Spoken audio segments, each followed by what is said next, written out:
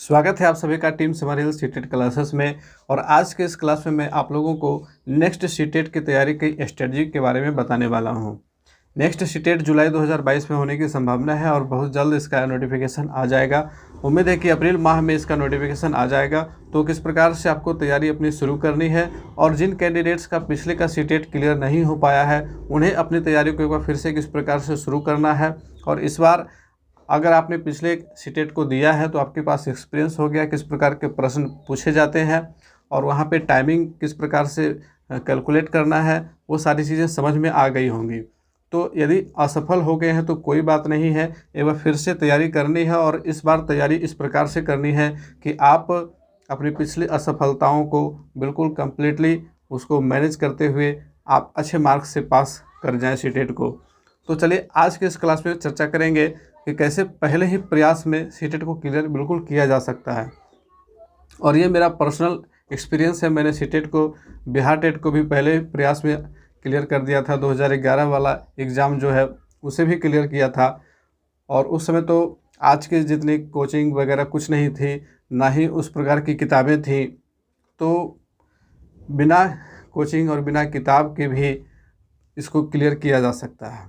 लेकिन आपकी मेंटेलिटी एक टीचर वाली होनी चाहिए, ना कि एक स्टूडेंट वाली होनी चाहिए। सबसे इम्पोर्टेंट चीज़ इसमें ये है, आप एक टीचर की तरह सोचने की क्षमता रखते हैं या फिर नहीं रखते हैं। ये सबसे इम्पोर्टेंट चीज़ है, क्योंकि पेडागोजी का जो पार्ट होता है वो आपके टीचिंग एक्सपीरियंस से ही जुड़ा होता है। तो भले ही आप टीचर नहीं हैं एक गवर्नमेंट स्कूल में, लेकिन आप उसके पहले भी पढ़ा रहे हों, बच्चों से आपका इंटरेक्शन होना चाहिए। और बिल्कुल जो टिपिकल टीचर्स होते हैं उनकी तरह नहीं सोचना है, क्योंकि यदि आप टिपिकल टीचर्स की तरह सोचोगे तो फिर आपसे सीटेट नहीं निकलेगा। आपको नवाचारी शिक्षक की तरह सोचना होगा, इनोवेटिव टीचर की तरह सोचना होगा, जो टीचिंग में इनोवेशन करते हैं। और यदि आप उसकी तरह सोचते हो तो ज़रूर आप सीटेट क्लियर कर पाओगे। बहरहाल चर्चा करेंगे यहाँ पे कि किस प्रकार से हम पहले प्रयास में सीटेट को क्लियर कर पाएंगे।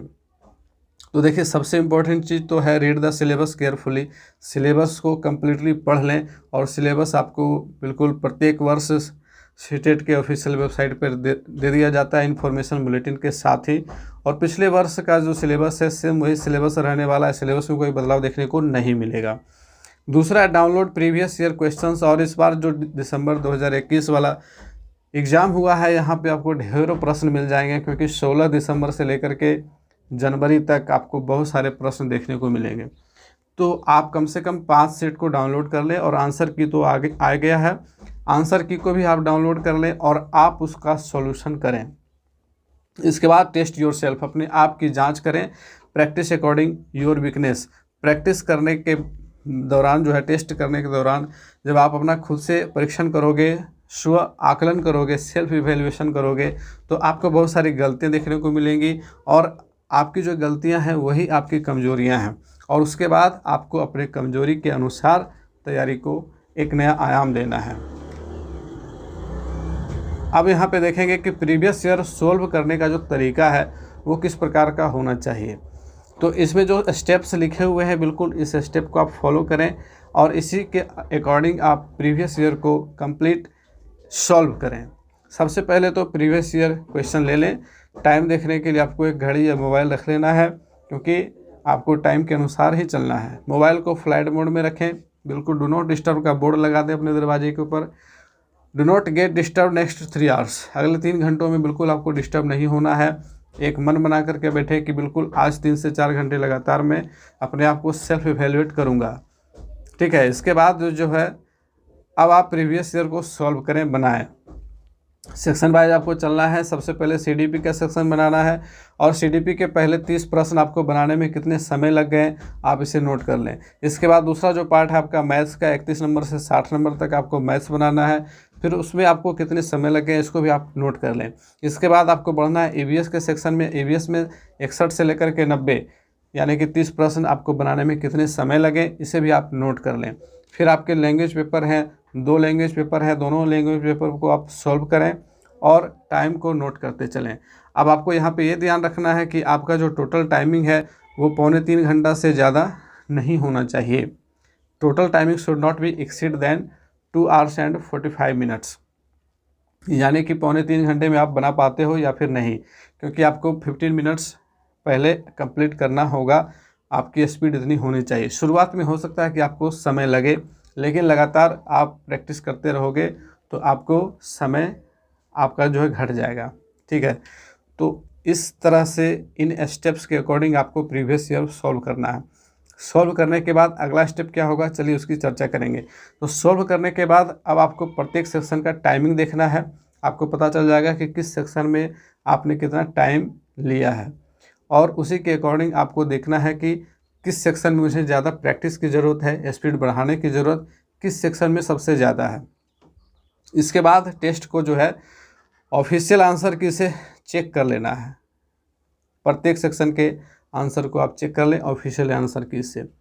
प्रत्येक सेक्शन में आपने कितना स्कोर किया है इसको देखें, सेक्शन वाइज स्कोर को देखें। सीडीपी में आपके 30 में से कितने सही हुए हैं, मैथ्स में आपके कितने सही हुए, ईवीएस में कितने सही हुए हैं, लैंग्वेज पेपर्स में आपके कितने मार्क्स सही हुए हैं। अब इसके बाद आपको क्या करना है कि जिस सेक्शन में आपके सबसे कम मार्क्स आए हैं उस सेक्शन में आपको अधिक प्रैक्टिस की ज़रूरत है ना। आप आइडेंटिफाई कर लेंगे बहुत ही आराम से कि किस सेक्शन में मुझे कम मार्क्स आए हैं, तो मुझे उस सेक्शन में ज़्यादा फोकस करने की ज़रूरत है। अब उस सेक्शन में फोकस करने के लिए आपको क्या करना पड़ेगा, कुछ स्ट्रेटजी अपनानी पड़ेगी, कुछ बुक्स पढ़ने होंगे। और बुक्स के लिए आप किरण पब्लिकेशन की बुक पढ़ सकते हो, आप अरिहंत पब्लिकेशन की बुक पढ़ सकते हो, तो बुक से भी आपको हेल्प मिल जाएगा। और सबसे ज़्यादा इम्पोर्टेंट प्रीवियस ईयर क्वेश्चन ही हैं, क्योंकि क्वेश्चन रिपीट होते हैं सीटेट के अंदर। तो कम से कम 5 वर्षों का अगर आप प्रश्न बनाते हो तो निश्चित रूप से आपको बहुत ज़्यादा इम्प्रूवमेंट देखने को मिलेगा। प्रत्येक सेक्शन में अपने गलत उत्तर वाले प्रश्नों को चिन्हित कर ले और चेक करें कि यह सिलेबस के किस टॉपिक से जुड़ा हुआ है। सिलेबस में बहुत सारे टॉपिक्स हैं, जैसे सीडीपी के अंदर आपके टोटल 22 चैप्टर हैं। तो किस चैप्टर के प्रश्न आप ज़्यादा गलत कर रहे हैं, यानी कि वह चैप्टर आपने नहीं देखा है, उस चैप्टर को आपने नहीं पढ़ा है। ईवीएस में कौन कौन से चैप्टर को आप नहीं पढ़ पा रहे हैं। एनसीईआरटी के नोट्स यदि आप लोगों ने नहीं पढ़े हैं तो एनसीईआरटी के क्लास 3, 4, 5 के बुक डाउनलोड करके एनसीईआरटी वाला ओरिजिनल जो बुक होता है आप उसे डाउनलोड करें। मैं बहुत जल्द इसके ऊपर क्लासेस लाने वाला हूं, तो एनसीईआरटी के जितने भी नोटेबल पॉइंट्स होते हैं वो सारे इंक्लूड करके एक ऐसा मास्टर नोट बनाने वाला हूं जिससे कि एक भी प्रश्न बाहर नहीं जा पाएगा। तो बने रहेंगे हमारे साथ, चैनल को सब्सक्राइब कर लेंगे यदि नहीं किया है तो, क्योंकि इसके ऊपर क्लासेस जल्द आने वाले हैं। अब देखिए कुछ और इम्पोर्टेंट टॉपिक्स इसमें बचे हुए हैं। इसी प्रकार से आप कम से कम पिछले 5 वर्षों के प्रश्न पत्रों को हल करें।